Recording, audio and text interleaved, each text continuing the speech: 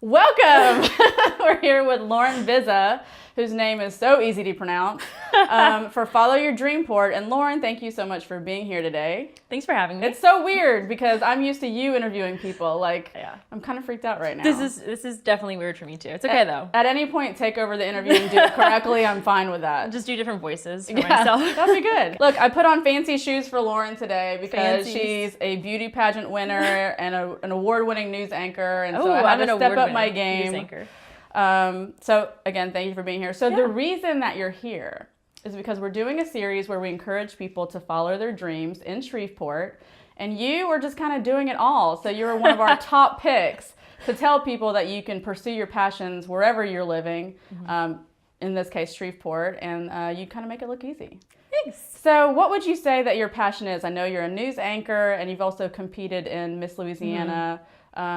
I guess they're both your passion. It's kind of a little bit of everything. My passions have changed over past several years, and I think you stay passionate about the same broad things, but then your kind of goals and dreams and what you can accomplish within that sort of changes as your life changes and as the world is changing around you. And so I think flexibility, it's what I always tell people too, like be flexible about whatever it is that you think you want to do and where you're supposed to be. Right. I didn't always think I wanted to be in television and a morning news anchor. That just was one of those opportunities that presented itself. Pageants were not something I ever thought I would compete in. Really? So you didn't grow up like watching them and just wanting to be on that stage? Or? No, so it's kind of weird because my mom entered me in a couple when I was like really little, but we both just thought this is silly, like we're not doing this permanently. And then I was so involved in like athletics. I was a soccer player, right? Yeah. That's what I was doing. Louisiana Tech? I wanted to, that's why I ended up picking Tech, because it was a Division I school that was nearby. I could go to get in and everything.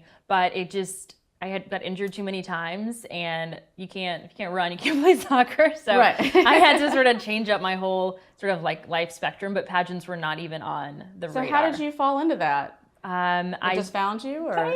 Yeah, I mean, it was one of those things, like I went off to college, and kind of like a lot of people, I think high school was just like an awkward 4 years that I just never wanted to like deal with again. Yeah. And so it was like, but when I kind of told myself, okay, so I'm going to go to college and I'm going to be the person that I want to be. If I want to be outgoing, I'll have confidence. I'm going to try stuff. I'm going to say yes.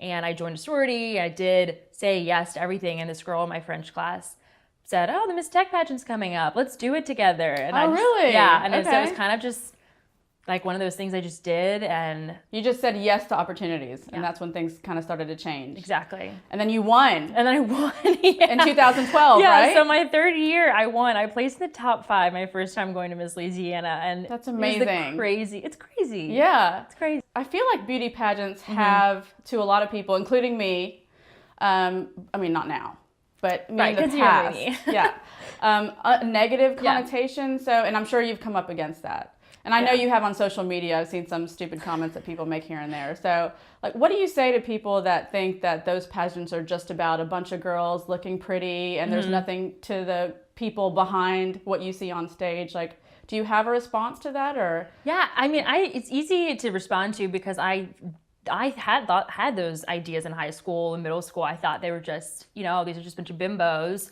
trying to strut around in a swimsuit. Like there is nothing about that I want to be a part of. And then I started competing, and honestly, some of my best friends to this day are girls that I competed with, and they are some of the most accomplished women I've ever met in my life. And it's shocking the amount of things that they want to do with their lives. And to a lot of us, these pageants were a vehicle to speak out for a certain cause. That was one of the cool things about the Miss America organization, is that you have to come up with this community service platform, and you have to actively go out and promote it on your own, joining up with something else. And so that's a requirement, whether or not you win or not, whether or not you're Miss America at the smallest level. As a teen, you're doing that. And so it's a group of women getting together and making differences in their community and in their country by girl power. Yes. I love that. So much girl power.